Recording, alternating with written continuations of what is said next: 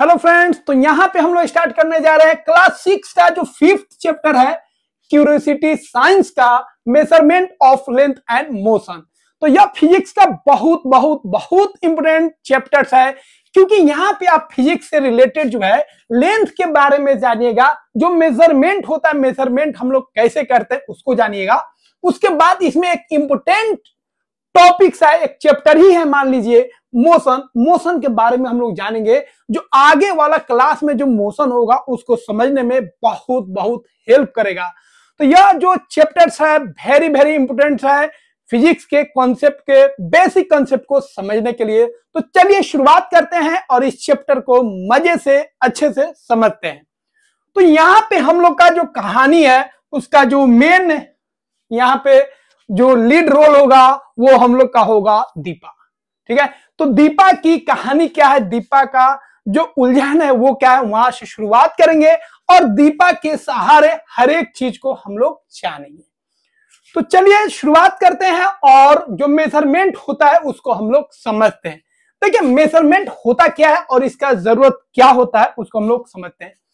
कोई भी physical quantity हो, लेंथ हो, मास हो, टेम्परेचर हो, वॉल्यूम हो, डेंसिटी हो, तो कोई भी फिजिकल क्वांटिटी है तो उसको हम लोग मेजर कर सकते हैं। लेंथ को हम लोग मेजर कर सकते हैं, मास को मेजर कर सकते हैं, वॉल्यूम को मेजर कर सकते हैं, फोर्स को मेजर कर सकते हैं। तो ये जो भी क्वांटिटी को हम लोग मेजर कर सकते हैं उसको फिजिकल क्वांटिटी बोलते हैं। अब जब भी आप चीजों को मेजर कीजिएगा तो उसमें बहुत सारा चीज आएगा, आगे हम लोग देखेंगे। ठीक है, जैसे कोई भी चीज को अगर आप मेजर कर रहे हैं तो दो चीज तो पक्का आएगा। एक आएगा आपका क्या आएगा, एक आएगा आपका मैग्नीट्यूड और एक आएगा आपका क्या, एक आएगा उसका यूनिट और एक तीसरा होता है डायरेक्शन।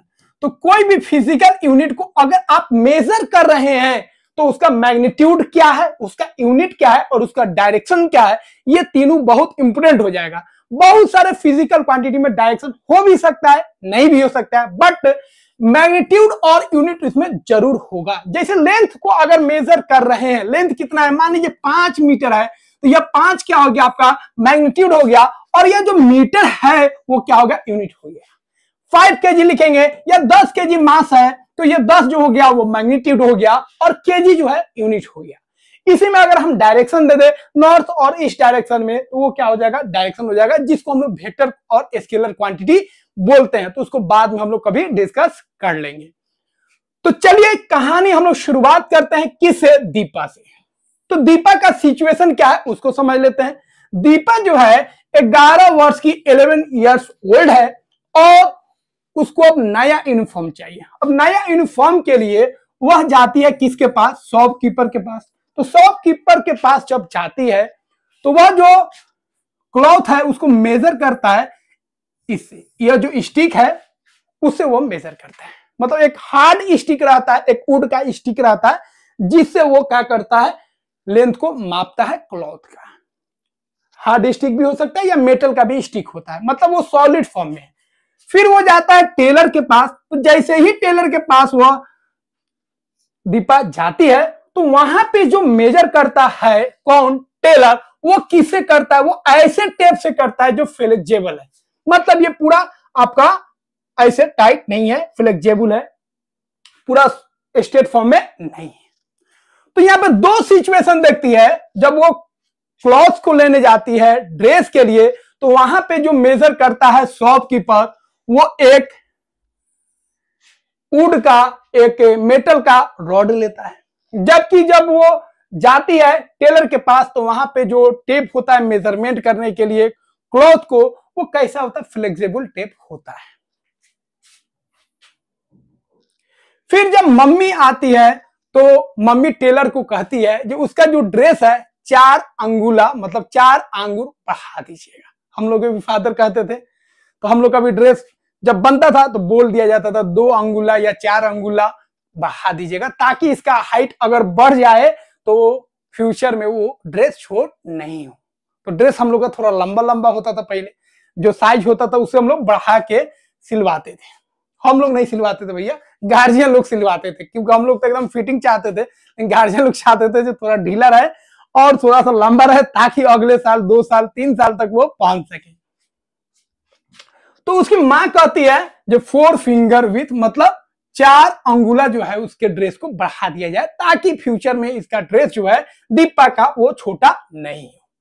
तो दीपा के माइंड में बहुत सारा क्वेश्चन आता है कि यह मेजरमेंट क्या होता है और ये अलग अलग सिस्टम को अलग अलग तरीके से क्यों यूज किया जा रहा है। ठीक है, तो यह जो है दीपा जो है अपने फ्रेंड से अनीश, हरदीप, पद्मा और तस्नीम से इस बात को शेयर करता है। जो शॉपकीपर के पास गए तो ऐसे मेजरमेंट हुआ, टेलर के पास गए तो ऐसे मेजरमेंट हुआ, उसके बाद मेरी मम्मी टेलर को बोल दीजिए इसका ड्रेस जो है 4 अंगुला बढ़ा दीजिए। अब एक एक चीज को हम लोग समझते हैं। तो मेजरमेंट में हम लोग समझ गए, मेजरमेंट में 2 चीज तो पक्का आएगा, एक मैग्नीट्यूड और एक उसका यूनिट। जैसे 5 अगर लिखेंगे, मेजरमेंट में क्या लिखेंगे, 5 लिखेंगे तो इसका कोई मतलब नहीं है। 5 क्या है, मास है, लेंथ है, वॉल्यूम है, क्या है, यहाँ पे कोई चीज क्लियर नहीं।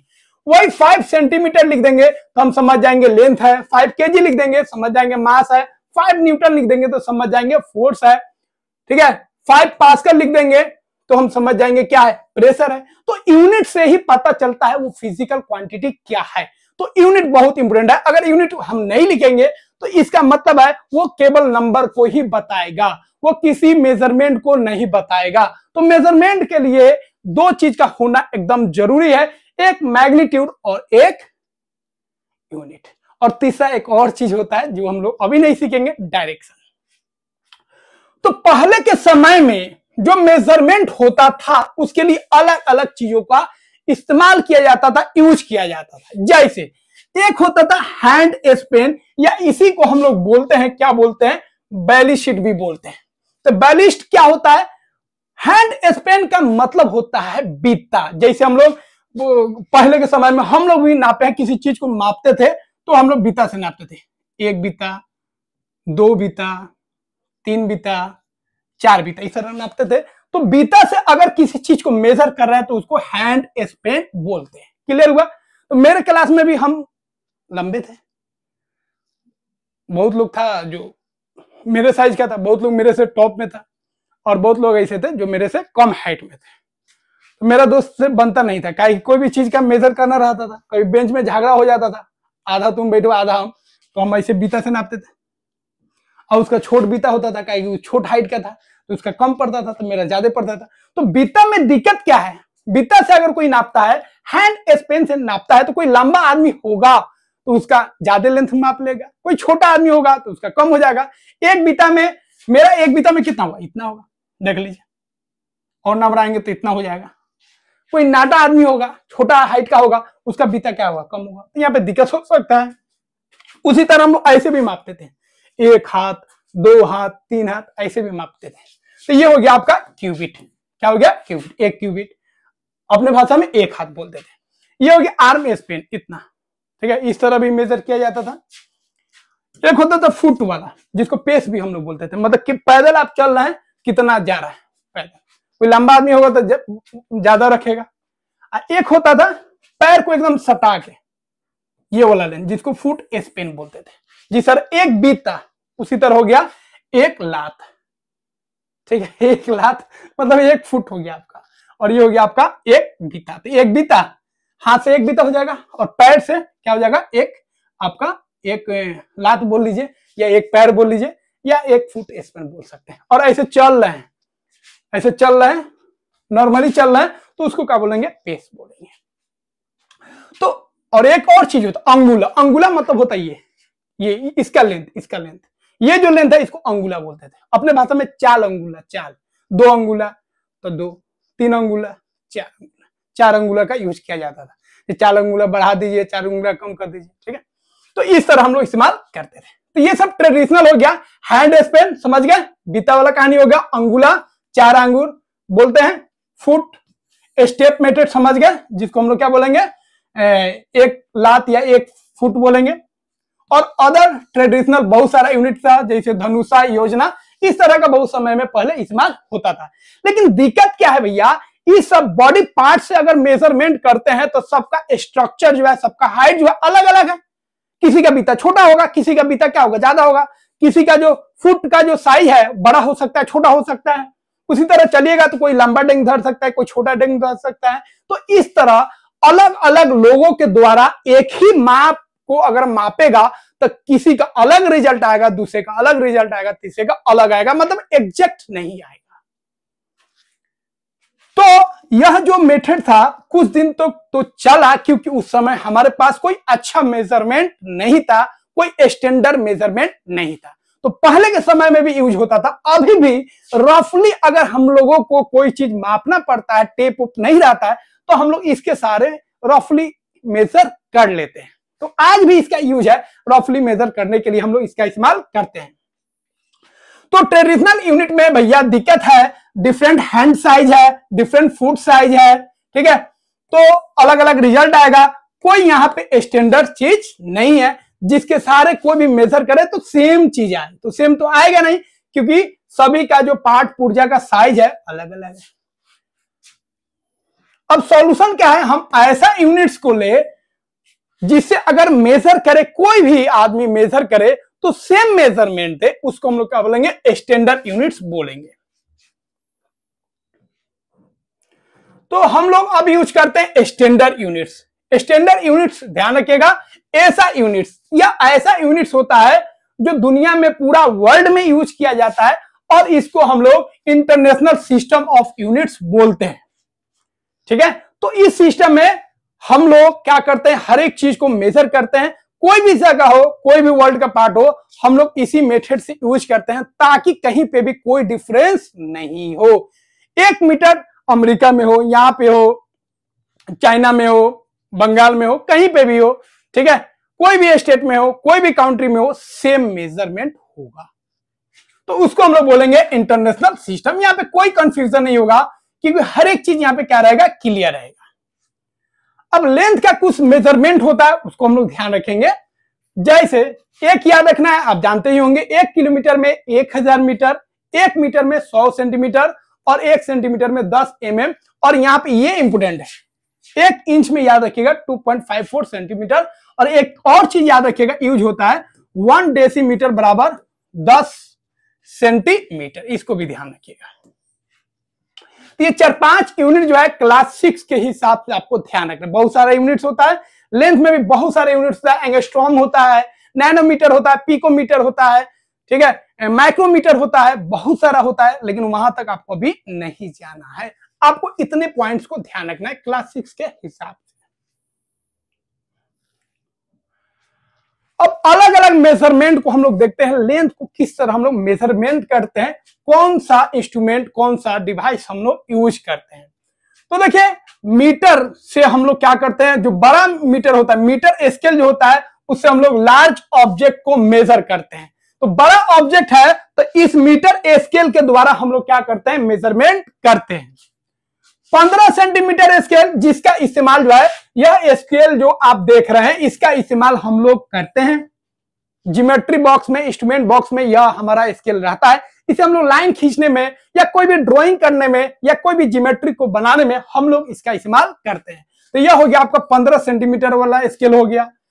यह जो होता है फ्लेक्सिबल स्केल होता है, इसका इस्तेमाल घर और में हम लोग करते हैं। एक और इससे भी बड़ा होता है, जिसका इस्तेमाल हम लोग खेत को मेजर करने में करते हैं, घर के एरिया को मेजर करने में करते हैं। और ये छोटा वाला जो होता है, घर में जो विंडो है वो, उसका साइज क्या है, गेट का साइज क्या है, ठीक है, अलग अलग साइज को हम लोग क्या करते हैं, मेजर करते हैं। तो फ्लेक्सिबल टेप हो गया, इसका भी इस्तेमाल हम लोग ट्री को मापने में, ठीक है, चेस्ट साइज को मापने में, इस सब में हम लोग इस्तेमाल करते हैं, गेट को मापने में, ठीक है। टेढ़ा टारा भी कोई चीज हो तो उसको भी हम लोग इस फ्लेक्सिबल टेप के द्वारा उसके मेजरमेंट को कर सकते हैं। अब देखिए, अब यहां पे क्लास 6 के जो भी स्टूडेंट्स हैं, या जो भी लोग इस वीडियो को देख रहे हैं, तो यहां पे हम लोग जानेंगे स्केल का हम लोग कैसे यूज करेंगे, किसी भी मेजरमेंट को कैसे हम लोग परफेक्टली करेंगे और सही करेंगे, करेक्ट वे में करेंगे। तो देखिए, जिस चीज को आप मेजर कर रहे हैं, स्केल को क्या रखना है, मान लीजिए इस पेपर को अगर हम मेजर कर रहे हैं, तो सबसे पहले आपको स्केल को क्या रखना पड़ेगा, सीधा रखना पड़ेगा, इस तरह आपको टेढ़ा नहीं रखना पड़ेगा। दूसरा जो है, जीरो जो है, ये जो जीरो आप देख रहे हैं, ठीक है, ये जो जीरो आप देख रहे हैं, अरे भाई आ जाओ, हाँ, ये जो जीरो देख रहे हैं, तो ये जीरो पर एकदम लास्ट पॉइंट आपको एंड करना चाहिए। किसका? स्केल का। तो स्केल का 0 पॉइंट एकदम लास्ट कार्डबोर्ड जो है उस पर एंड करना चाहिए, मतलब जिसको आप मेजर कर रहे हैं उसका लास्ट एंड जो है वहां पे 0 वाला पॉइंट को रख दीजिए और यहां से यहां आप मेजर कर सकते हैं। यहां से यहां कितना हुआ? 9.5 सेंटीमीटर मेजरमेंट हो गया इसका। तो इस तरफ फर्स्ट स्टेप ये हो गया। दूसरा जो है आई पोजीशन क्या रखना है आपको? सही रखना है। आई पोजीशन मान लीजिए यहां पे आपको मेजर करना, तिरछा मेजर कीजिएगा तो ये मेजरमेंट हो जाएगा 15, इधर से तिरछा देखिएगा तो यह हो जाएगा, सॉरी 15 नहीं था 13 हो जाएगा, ऐसे तिरछा देखिएगा तो 15 हो जाएगा। तो एकदम आपको परपेंडिकुलर देखना है, एकदम हेला का सीधा देखना है, आह गड़ा के देखना है कितना आ रहा है। एक और चीज ध्यान रखेंगे, मान लीजिए स्केल आपका टूटा हुआ है, 0 है ही नहीं, तो 0 अगर नहीं है तो कोई दिक्कत नहीं भैया, हम 1 से मेजर कर लेंगे, 1 तो है ना, तो 1 से मेजर कर लेंगे। 1 से मेजर करेंगे तो 1 से मेजर करेंगे तो कितना आया? 10.5 आया और 0 गायब है, मतलब 0 से 1 यूनिट गायब है आपका। 1 से आप मेजर कर रहे हैं, 0 से 1 तक 1 यूनिट गायब हो गया, तो 1 यूनिट क्या करेंगे? हटा लेंगे। तो स्केल जितना टूटा होगा कोई दिक्कत नहीं है, जितना तक है वहां से आप करेक्टली मेजर कर लीजिए और जितना टूटा हुआ है उसको उसमें से क्या कीजिए? सब्ट्रैक्ट कर लीजिए, तो आपका जो है यह मेजरमेंट क्लियर हो जाएगा, करेक्ट हो जाएगा। तो इस तरह हम लोग मेजर कर सकते हैं, इसमें कोई बड़ा चीज नहीं है। अब यहां पे एक क्वेश्चन है, अगर कोई चीज जो है टेढ़ा मेढ़ा है, कोई ऐसा लकड़ी है या कोई ऐसा चीज है जो टेढ़ा मेढ़ा है, इसको कैसे मेजर करेंगे? तो इसका सिंपल टेक्निक है, एक आप धागा ले लीजिए, कोई थ्रेड ले लीजिए, कोई रस्सी ले लीजिए और इस रस्सी को, इस थ्रेड को ऐसे इसके ऊपर जो है सटा के ऐसे रख दीजिए, रख दिया पूरा। फिर इस रस्सी को निकालिए और टेप के सहारे इस रस्सी को क्या कीजिए? मेजर कर लीजिए। तो ये रस्सी का जो लेंथ है टेप में देख लीजिए, जितना रस्सी का लेंथ होगा, थ्रेड का लेंथ होगा, उतना ही इस ऑब्जेक्ट का क्या हो जाएगा? लेंथ हो जाएगा। तो उस तरह हम लोग मेजर कर सकते हैं। सिंपल हो गया। तो कर्व्ड लाइन को हम लोग इस तरीके से मेजर कर सकते हैं with the help of thread. एक चीज और, अगर आपको अच्छा लग रहा है तो लाइक कर दीजिए। बहुत मेहनत से, बहुत समय दे के, बहुत ब्यूटीफुल वे में एक एक डायग्राम को फिट करके इस नोट्स को हम बनाते हैं और बहुत ही बेस्ट वे में हम कोशिश करते हैं आपको समझाने का, जो एक एक पॉइंट्स आप समझ सके। इसीलिए वीडियो को जरूर लाइक कीजिए और आप चाहते हैं हमको मोटिवेट करना तो डिस्क्रिप्शन में जाइए और प्लेलिस्ट से इस वीडियोज को देखिए। दूसरा जो है कमेंट बॉक्स में जाके जरूर कमेंट कीजिए जी आप पॉइंट्स को समझे कि नहीं समझे, क्या अच्छा लगा, क्या खराब लगा, आप अपना फीडबैक जरूर दीजिए। और वीडियो को लाइक करने के साथ साथ चैनल को भी सब्सक्राइब कर लीजिए, क्योंकि यहाँ पे आपको 6 to 10th जो है कंप्लीट प्लेलिस्ट मिलेगा। तो क्लास 6 का हम अभी स्टार्ट कर दें, क्योंकि 7 और 8 का जो सिलेबस है वो चेंज होने वाला है। 7, 8 का ऑलरेडी हम बनाए थे लेकिन छोड़ दिए क्योंकि अब सिलेबस बदलने वाला है। तो सिलेबस जैसे ही न्यू सिलेबस आएगा वैसे ही आपका 7, 8 का भी मिलेगा और फिर 9, 10th का भी। इस साल तो 9, 10 नहीं चेंज होगा, अगले साल 9, 10 भी चेंज होगा। इसीलिए 6, 7, 8 जो है न्यू अपडेटेड बुक्स आ रहा है। एक एक पॉइंट्स को आप पढ़िए और समझिए। तो क्लास 6 वाले स्टूडेंट तो जरूर करेंगे। बाकी जो भी कंपटीशन का, जो भी स्टूडेंट्स, जो भी एस्पिरेंट तैयारी कर रहे हैं, उन सब के लिए न्यू बुक्स जो है बहुत बहुत इम्पोर्टेंट है, क्योंकि यह जो है पूरा जो एनसीईआरटी है पुराना वाला उससे बहुत बेस्ट बना है, पूरा अपडेटेड है और हर एक पॉइंट्स को यहाँ पे शामिल किया गया है विद एक्टिविटी। तो यहाँ पे हम लोग समझ गए। अब कुछ पॉइंट्स को ध्यान रखना है। अगर आप यूनिट्स लिख रहे हैं तो मान लीजिए 10 सेंटीमीटर लिख रहे हैं, ठीक है, तो 10 सेंटीमीटर लिख रहे हैं तो ऐसे आपको गैप देना 10 सेंटीमीटर। आप फुल भी लिख सकते हैं लेकिन हम लोग सिंबल का यूज करते हैं। आप ऐसे भी लिख सकते हैं 10 सेंटीमीटर, लेकिन अगर शॉर्ट में लिखना है, सिंबॉलिक लिखना है तो ऐसे लिखना है 10 सेंटीमीटर। दूसरा चीज ध्यान रखना है, 10 और सेंटीमीटर के बीच में गैप होना चाहिए। आपको ऐसे नहीं लिखना है जिसमें गैप नहीं हो। दूसरा पॉइंट आपको ध्यान में रखना है, 1 किलोमीटर हो, 10 सेंटीमीटर हो, 20 सेंटीमीटर हो, तो आपको उसमें एस नहीं जोड़ना है। ये 1 किलोमीटर होगा तो किलोमीटर और 10 किलोमीटर होगा तो लिख देंगे 10 किलोमीटर। ऐसे नहीं करना है। जितना भी नंबर हो, बड़ा हो छोटा हो, उसे कोई लेना देना नहीं है। जो सिंबल यूज करेंगे, जो सिंबल होगा वही यूज करेंगे, उसमें सिंगुलर प्लुरल वाला नियम नहीं लागू करेंगे। तो ये पॉइंट ध्यान रखिएगा। तीसरा चीज ध्यान रखेंगे, जैसे यहां पे देखिए 20 mm लिखे हैं तो mm के बाद आपको डॉट नहीं लगाना है। जैसे 10 सेंटीमीटर लिख दिए तो 10 सेंटीमीटर के बाद यहाँ पे फुल स्टॉप आपको नहीं लगाना है। तो ये पॉइंट्स को ध्यान में रखिएगा। अब आते हैं रेफरेंस। ये बहुत इंपॉर्टेंट है। रेफरेंस होता क्या है? तो रेफरेंस को समझने के लिए कुछ एग्जांपल हमको, ठीक है, बता रहे हैं आपको, जिससे आपका कॉन्सेप्ट जो है और क्लियर हो जाएगा।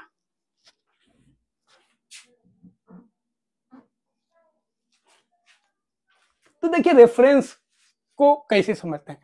रेफरेंस का मतलब होगा लैंडमार्क या कोई ऐसा चीज जिससे आप कंपेयर कर रहे हैं अपने डिस्टेंस को, अपने पोजीशन को।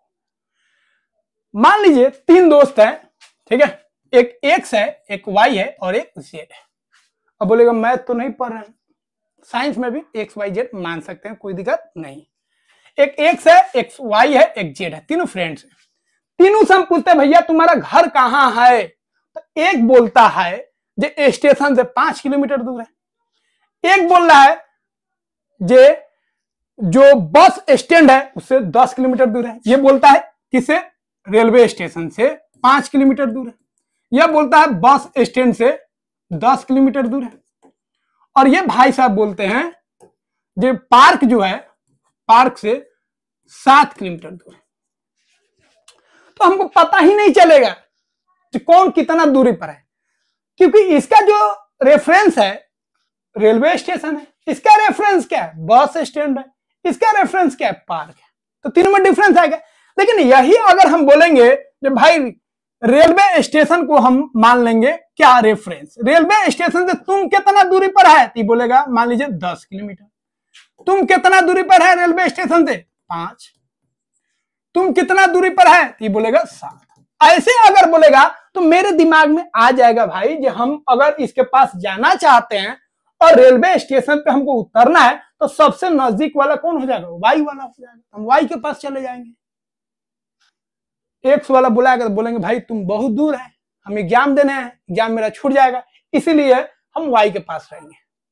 अब तुम भी मत बोलना भाई नहीं व्यवस्था कहीं वो रखा हुआ, व्यवस्था पर नहीं जा रहा है, दूरी के हिसाब से बात कर रहा है। हो सकता है ज्यादा व्यवस्था दूर वाला रखा हो, कमे व्यवस्था रखा, तो व्यवस्था पे हमको नहीं जाना है, क्या खिलाएगा, क्या पिलाएगा, कहाँ सुलाएगा, हमको मतलब है दूरी के हिसाब से। तो यहाँ पे एक रेफरेंस अगर हम फिक्स कर दिए तो हमारा पता चल जाएगा कि कौन कहां पर है। तो कोई भी डिस्टेंस को मेजर करने के लिए एक रेफरेंस का होना जरूरी है। आप घर को जो मेजर करते हैं, आपका घर कितना दूरी पर है, तो जरूर आप बताते हैं कि इस जगह से आपका घर जो है इतना दूरी पर है, स्टेशन से इतना दूरी पर है, बस स्टैंड से इतना दूरी पर है। ये एक आप लोकेशन को फिक्स करते हैं। तो वह लोकेशन या वह पॉइंट जहां से आप डिस्टेंस को मेजर कर रहे हैं उसी को हम लोग बोलते हैं रेफरेंस पॉइंट। समझ में आया? तो रेफरेंस पॉइंट वह पॉइंट हो गया जहां से हम किसी भी ऑब्जेक्ट के पोजीशन को बताते हैं। तो ये सब कहानी पढ़िएगा, जो चीज हम बताएं वही चीज यहां पे भी है।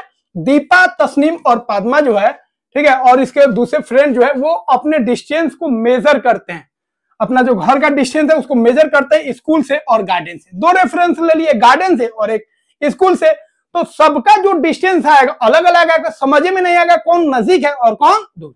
लेकिन वही ये अगर स्कूल से डिस्टेंस बताए या केवल गार्डन से अपने डिस्टेंस को बताएंगे घर का, तो क्लियर हो जाएगा कि गार्डन से कौन दूर है और कौन नजदीक है।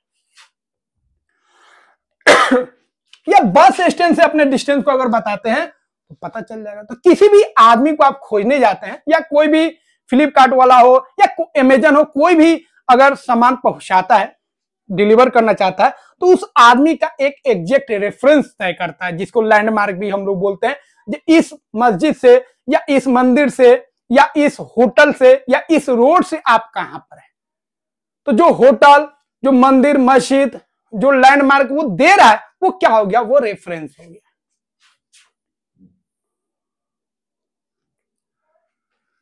जैसे आप रास्ते में जा रहे हैं, दिल्ली जाना है, इंडिया गेट के पास जाना है या दिल्ली में जाना है, तो आप जब रोड में जाइएगा तो ये जो आप देख रहे हैं स्टोन का, ये सब डिस्टेंस को बताएगा। किसका? किसके रेस्पेक्ट में? इस इंडिया के सॉरी इस दिल्ली के रेस्पेक्ट में।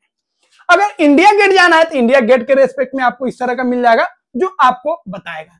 लेकिन अगर आप मूव कर रहे हैं, फिक्स है तो डिस्टेंस फिक्स है। अगर आप मूव कर रहे हैं, ट्रेवल कर रहे हैं तो रेफरेंस तो वहीं पे रहेगा, लेकिन आप मूव कर रहे हैं इसीलिए आपका जो पोजीशन है बदला होगा, तो रेफरेंस का जो डिस्टेंस है, दूरी है, वो बदलेगा, लेकिन कांस्टेंट है। यहां से अगर हम बात करेंगे दिल्ली कितना दूर है, फिक्स हो गया। लेकिन अगर हम मूव कर रहे हैं, ट्रेवल कर रहे हैं, बस में है या एरोप्लेन में है, तो हमारा जो रेफरेंस होगा वो तो फिक्स है, लेकिन हम तो मूव कर रहे हैं तो जो डिस्टेंस है उसमें क्या आएगा? कमी आएगा। The position of an object is determined based on reference. Reference तय करता है ऑब्जेक्ट का पोजीशन कहां पर है। उसी तरह पद्मा जो है ट्रेवल कर रही है दिल्ली के लिए, और किलोमीटर वाला जो स्टोन है उसको देख रही है। कहीं पे लिखा है 70 किलोमीटर, कहीं पे लिखा है 60 किलोमीटर, क्योंकि ये मूव कर रही है तो डिस्टेंस क्या होते जाएगा? कम होते जाएगा। तो यह स्टोन बता रहा है डिस्टेंस, ठीक है, पद्मा का किस से? दिल्ली से, क्योंकि रेफरेंस क्या हो गया? दिल्ली हो गया। कंक्लूजन यही निकलता है, position of object change, object का जो पोजीशन है चेंज होगा किसके रेस्पेक्ट में? रेफरेंस के रेस्पेक्ट में। तो रेफरेंस अलग अलग लीजिएगा तो अलग अलग डिस्टेंस शो करेगा। अगर यहां से हम बात करेंगे रेलवे स्टेशन कितना दूरी पे है? 5 किलोमीटर। बस स्टैंड मेरे घर से कितना दूरी पर है? तो 2 किलोमीटर। मेरे घर का बात कर रहे हैं, दूसरे का नहीं। तो यहाँ पे मेरा घर जो है उसका बस स्टैंड से दूरी कितना होगा? 2 किलोमीटर है लगभग, और रेलवे स्टेशन से बात करेंगे तो 5 किलोमीटर है, ठीक है। तो रेलवे स्टेशन से अलग हो गया डिस्टेंस, बस स्टैंड से अलग हो गया, तो दो रेफरेंस लेंगे तो दोनों में अलग अलग डिस्टेंस शो करेगा।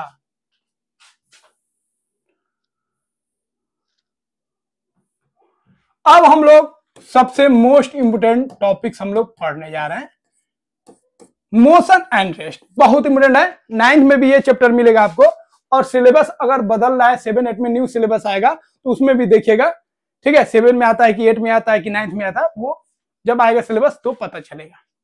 6 में यहाँ पे बहुत ही बेस्ट तरीके से मोशन और रेस्ट के एक एक बेसिक को समझाया गया, इसीलिए आप इस पॉइंट को खूब अच्छे से समझिएगा।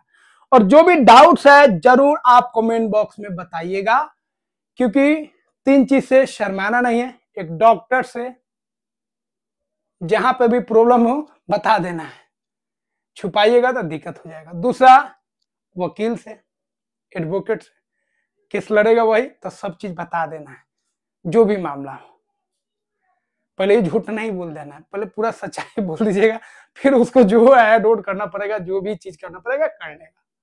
और तीसरा हो गया टीचर से। टीचर से आप अगर डाउट्स क्लियर नहीं हो रहा है तो जरूर आप बता दीजिए कि सर यहाँ पे नहीं समझे, यहाँ पे समझे, ये जो भी दिक्कत है बता दीजिए। पर्सनली दिक्कत नहीं, मतलब ये वाला दिक्कत आपको बताना है।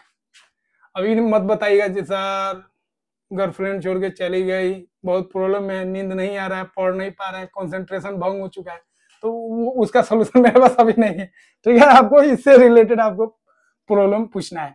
तो मोशन एंड रेस्ट, लेकिन यहाँ पे समझिए एनसीईआरटी बहुत अच्छे से बताया, ये पॉइंट्स पहले नहीं बताता था, केवल बहुत हल्का में, लेकिन यहाँ पे बहुत अच्छा से बताया है। मोशन एंड रेस्ट, रेस्ट का मतलब हो गया किसी के रेस्पेक्ट में, किसी रेफरेंस में उसका पोजीशन में कोई बदलाव नहीं, जैसा है वैसा ही है। मोशन मतलब किसी के रेस्पेक्ट में उसका पोजीशन चेंज हो रहा है। तो बॉडी या किसी ऑब्जेक्ट का जब पोजीशन में चेंज होगा, किसके रेस्पेक्ट में? तो याद रखिएगा टाइम के रेस्पेक्ट में या रेफरेंस पॉइंट के रेस्पेक्ट में, ध्यान रखिएगा, मोस्ट इंपोर्टेंट। तो किसी भी ऑब्जेक्ट का पोजीशन टाइम या रेफरेंस के रेस्पेक्ट में अगर चेंज आ रहा है, बदल रहा है, इसका मतलब वो मोशन में है। और अगर टाइम और रेफरेंस के रेस्पेक्ट में उसके पोजीशन में कोई बदलाव नहीं आ रहा है तो हम कहेंगे वो उसका पोजीशन क्या है? रेस्ट में है, उसमें कोई मूवमेंट नहीं है, वो स्टेशनरी हो चुका है। तो याद रखिएगा रेस्ट और जो मोशन है दोनों अलग अलग नहीं है, ये रेफरेंस पे तय करेगा। किसी के नजर में हो सकता है कोई बॉडी रेस्ट में हो, दूसरे के नजर में हो सकता है वही बॉडी मोशन में हो। ऐसा भी हो सकता है मेरे नजर में वो बॉडी मोशन में है लेकिन आपके नजर में रेस्ट हो सकता है, ये तय करेगा रेफरेंस।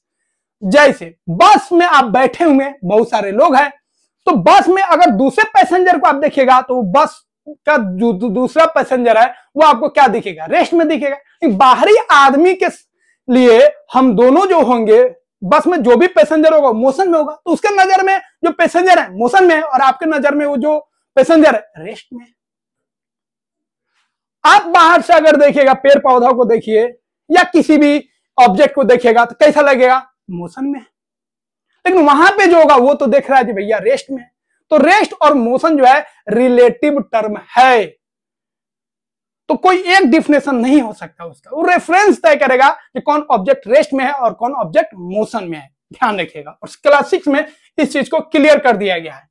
तो an object is in motion if its position changes with time considering A reference point. Time और रेफरेंस पॉइंट के हिसाब से यह तय होगा कि कौन ऑब्जेक्ट मोशन में है और कौन रेस्ट में है। An object is at rest if its position does not change with time considering a reference point. Time और रेफरेंस पॉइंट के हिसाब से बॉडी के पोजीशन में कोई चेंज नहीं आ रहा है तो रेस्ट में है, और चेंज आ रहा है तो मोशन में है। तो यहां पे क्लियरली लिखा गया, देख लीजिए, Deepa was sitting inside a moving बस। दीपा जो है एक बस में बैठी है, जो बस चल रहा है, मूव कर रहा है। सी नोटिस करती है वो, passenger inside the bus where seated.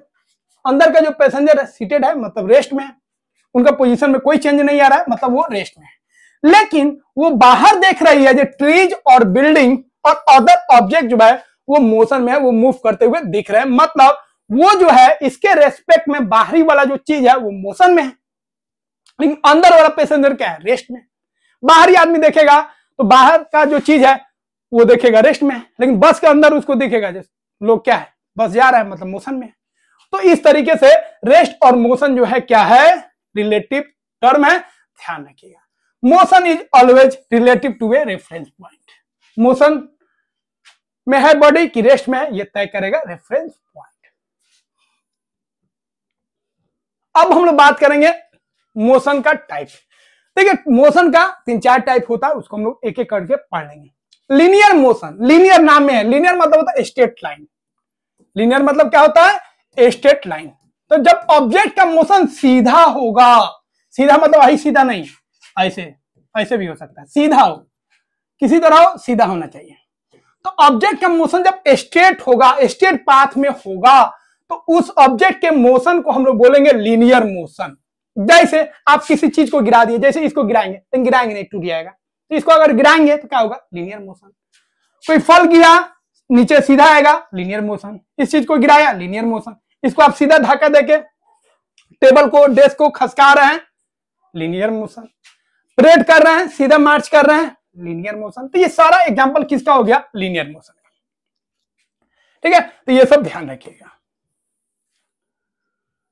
अगला है सर्कुलर मोशन, इसको ध्यान दीजिए। सर्कुलर मोशन क्या है, तो जब बॉडी या ऑब्जेक्ट सर्कुलर पाथ को फॉलो करेगा, तो ऑब्जेक्ट जब सर्कुलर पाथ को फॉलो करेगा तो उसका जो मोशन होगा उसको बोलेंगे सर्कुलर मोशन। जैसे किसी धागा में या किसी रस्सी में पत्थर को बांध लीजिए और ऐसे ऐसे नचाइए, लेकिन ध्यान से नचाइएगा। हम लोग नचाते थे पहले, और बहुत सारे लोग का माथा उधर फोड़ देते थे, बहुत तेजी से नचाते थे, पत्थर गिरा कहां जाएगा पता नहीं चलता था, किसी सर में लगेगा तो वहां पे गोला निकाल देता था। ठीक है, तो सावधानी से दूसरा चीज ले लीजिए, सॉफ्ट चीज ले लीजिए और ऐसे ऐसे नचाइएगा। तो क्या होगा, यह जो ऑब्जेक्ट मोशन कर रहा है उसका मोशन कैसा है, सर्कुलर मोशन है। तो कोई लट्टू नच रहा है वो भी सर्कुलर मोशन है, लेकिन थोड़ा सा फर्क होता है, एक सर्कुलर मोशन और एक रोटेशनल मोशन, उसको हम आगे करके समझाएंगे। तो जब सर्कुलर पाथ पे कोई ऑब्जेक्ट मोशन कर रहा है तो उसको हम लोग बोलेंगे सर्कुलर मोशन। तो ये हो गया आपका सर्कुलर मोशन। दूसरा याद रखिएगा, अर्थ के चारों तरफ कौन मूव करता है, मून। तो मून का जो रोटेशन है वो भी सर्कुलर हो गया। या अर्थ खुद मूव कर रहा है सन के चारों तरफ, तो अर्थ का जो रोटेशन है सन के चारों तरफ, उसको क्या बोलेंगे, सर्कुलर मोशन। लेकिन एक चीज आपको और ध्यान रखना है, एक दूसरा होता है रोटेशनल मोशन। ये दोनों कंफ्यूज करता है। रोटेशनल मोशन हालांकि 6 में नहीं दिया, लेकिन समझ लीजिए थोड़ा सा, दोनों में डिफरेंस होता है। यहां पे देखिए, अगर कोई भी ऑब्जेक्ट अपने एक्सिस पर, जैसे अर्थ का 2 रोटेशन हो गया, अर्थ ऐसे ऐसे भी घूम रहा है और एक ऐसे ऐसे भी घूम रहा है, तो जब अर्थ अपने एक्सिस पर घूमेगा तो इसको बोलेंगे रोटेशनल मोशन, और जब अर्थ सन के चारों तरफ घूमेगा तो उसको बोलेंगे सर्कुलर मोशन।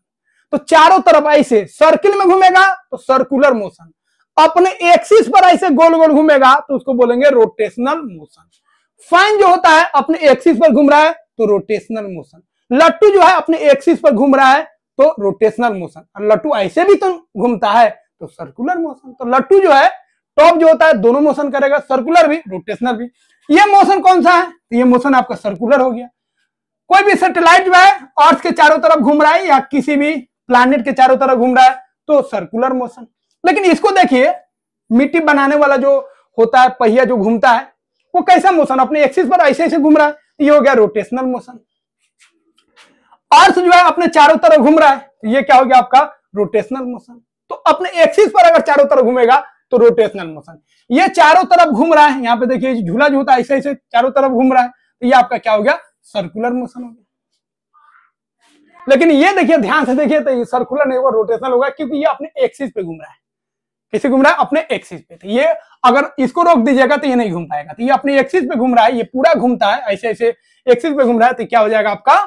रोटेशनल मोशन हो जाएगा। ये जो झूला घूम रहा है ये भी क्या हो गया? रोटेशनल मोशन हो गया। फैन जो घूम रहा है रोटेशनल मोशन, जो टॉप घूम रहा है लट्टू वो भी क्या हो गया? Rotational motion. और लट्टू ऐसे ऐसे भी घूमता है और चारों तरफ घूमता है, मतलब सर्कुलर रोटेशनल दोनों शो करेगा। तो बहुत सारा मोशन ऐसे भी हो सकता है जो एक मतलब दो या दो से अधिक मोशन को शो करता है। When an object moves in a circular path around a fixed point, किसी फिक्स पॉइंट के अबाउट वो सर्कुलर मोशन कर रहा है, ठीक है, या एक्सिस के अबाउट कर रहा है तो उसको हम लोग रोटेटरी मोशन या रोटेशनल मोशन बोलते हैं। जैसे ब्लेड हो गया फैन वाला, फैन का जो ब्लेड होता है रोटेशनल मोशन। व्हील्स जो घूम रहा है तो किसी भी व्हीकल्स का जो व्हील्स होता है उसका मोशन कैसे होता है? ऐसे ऐसे मोशन कर रहा है तो वो रोटेशनल, और दूसरा सीधा भी जा रहा है, ये दोनों लीनियर भी मोशन हो गया, लीनियर और प्लस क्या हो गया? रोटेशनल। ये दोनों मोशन को शो करता है। अगला है ऑसिलेटरी मोशन, इसको समझ लीजिए। ऑसिलेटरी मोशन का मतलब हो गया to and fro motion, back and fro, आगे गया पीछे आया, आगे गया पीछे आया। तो एक एक्सिस इसका फिक्स हो गया, ये पॉइंट हो गया इसका मिड पॉइंट फिक्स, आगे भी गया पीछे भी गया, आगे भी गया पीछे भी गया, आगे जाएगा पीछे आएगा, आगे जाएगा पीछे जाएगा। तो बैक और फोर्थ मोशन जो होता है या टू एंड फ्रो मोशन जो होता है उस मोशन को ऑसिलेटरी मोशन बोलते हैं। इसको आप समझ सकते हैं वाइब्रेटरी मोशन। कोई भी ऑब्जेक्ट अगर वाइब्रेट कर रहा है तो उसको हम लोग ऑसिलेटरी मोशन बोलेंगे। जैसे किसी भी चीज को, रबर को या तान दीजिए, रस्सी को तान दीजिए, थोड़ा सा हिला दीजिए, वो जो मोशन है ऑसिलेटरी मोशन हो गया। कोई स्प्रिंग है उसको छेड़ दीजिए, नमरा दीजिए, उसका जो मोशन है वो क्या हो जाएगा? आपका ऑसिलेटरी मोशन हो जाएगा। यहाँ पे देखिए एक पत्ती है, किताब से इसको दबा दिए, इस पत्ती को हल्का सा झटका देंगे ऊपर नीचे करेगा, ये क्या हो गया? ऑसिलेटरी मोशन हो गया। झूला आप झूलना है, ऑसिलेटरी मोशन हो गया। अप डाउन मतलब बैक फोर्थ, ठीक है। तो ये सब मोशन क्या हो जाएगा? आपका ऑसिलेटरी मोशन हो जाएगा। पेंडुलम जो है ऊपर गया फिर यहाँ पे आया, ऊपर गया यहाँ पे आया, तो ये मोशन क्या हो गया? ऑसिलेटरी मोशन हो गया। कोई भी स्ट्रिंग हो उसको आप थोड़ा सा ऐसे कर दीजिए, गिटार का हो या किसी भी इंस्ट्रूमेंट का हो, या फिक्स कर दीजिए, बांध दीजिए, उसको थोड़ा सा टच कर दीजिए, तो वो भी क्या हो गया? आपका ऑसिलेटरी मोशन हो गया। झूला हो गया, ऑसिलेटरी मोशन हो गया। सीसॉ जो झूला होता है इस पे जो बैठते हैं, ये अप ये डाउन, फिर ये डाउन ये अप, ये जो झूला हो गया ये भी क्या हो गया? आपका ऑसिलेटरी मोशन हो गया।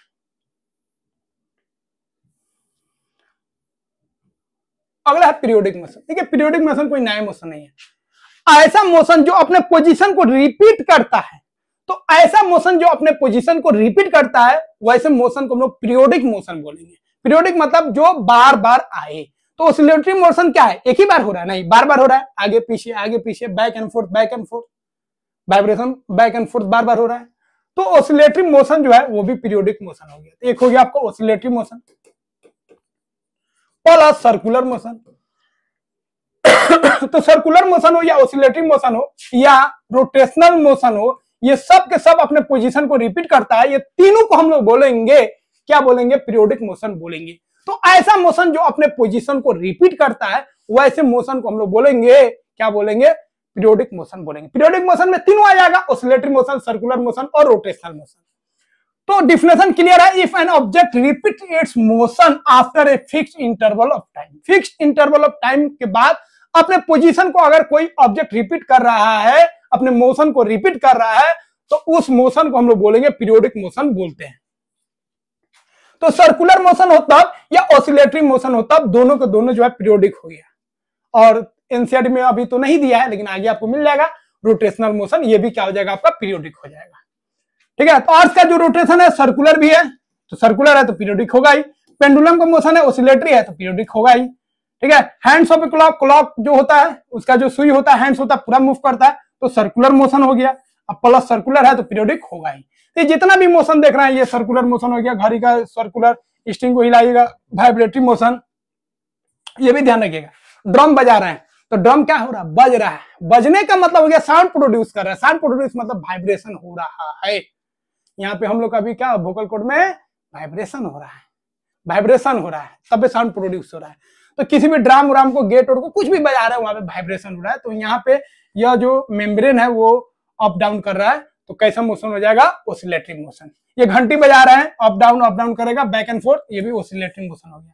झूला ऑसिलेटरी मोशन हो गया। तो ये सब के सब क्या हो गया, पीरियोडिक मोशन हो गया। अब चैप्टर एंड हो गया। यहाँ पे आप देख सकते हैं अलग अलग मोशन दिया गया है क्लास 6 में। ये मोशन कैसे, ऐसे ऐसे जाना है, ऐसे ऐसे जाना है तो ये लीनियर हो जाएगा ना। ये मोशन ऑसिलेटरी हो जाएगा। ये मोशन क्या हो जाएगा, सर्कुलर हो जाएगा। ये आपका क्या हो जाएगा, ये कौन सा मोशन हो, ये भी आपका सीधा आ रहा है, लीनियर हो जाएगा। ये आपका क्या हो जाएगा, ऑसिलेटरी मोशन हो जाएगा। और ये आपका क्या हो जाएगा, सर्कुलर मोशन हो जाएगा। तो इस तरह ये चैप्टर आपका एंड हो गया। तो फ्रेंड्स, आई होप यह वीडियो आपको अच्छा लगा होगा, काफी कुछ आप समझे होंगे। तो जो भी आपका कॉन्सेप्ट है क्लियर हो गया होगा। अगर कुछ कमी बेसी हो जाए, फीडबैक हो जाए, तो जरूर आप कमेंट बॉक्स में बताइए आपको क्या अच्छा लगा और क्या अच्छा नहीं लगा, क्या चीज नहीं समझ पाए। फ्रेंड्स, वीडियो को जरूर लाइक कीजिए और चैनल को सब्सक्राइब कर लीजिए, क्योंकि यहाँ पे आपको एनसीईआरटी का हर एक पॉइंट्स 6 to 10 पूरा एक एक chapter wise, question wise, MCQ wise सारा चीज को क्लियर किया जाएगा। तो मिलते हैं फ्रेंड्स अगले वीडियो में। जय हिंद।